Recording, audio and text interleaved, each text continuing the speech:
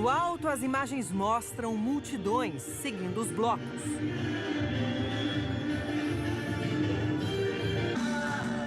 Lá embaixo, os foliões se divertem.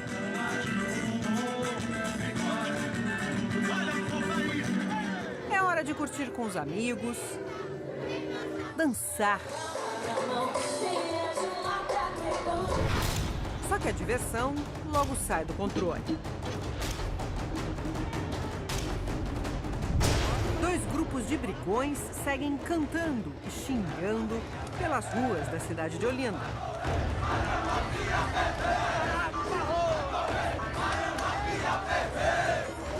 Quando se encontram, começa a correria.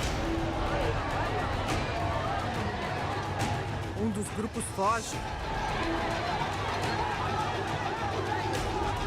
E os integrantes que não escapam a tempo são espancados.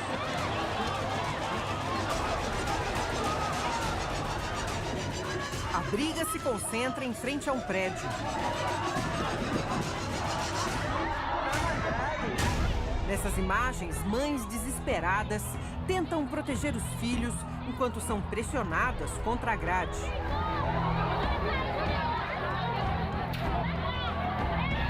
Moradores seguram o portão com medo de que ele quebre e os vândalos entrem no local.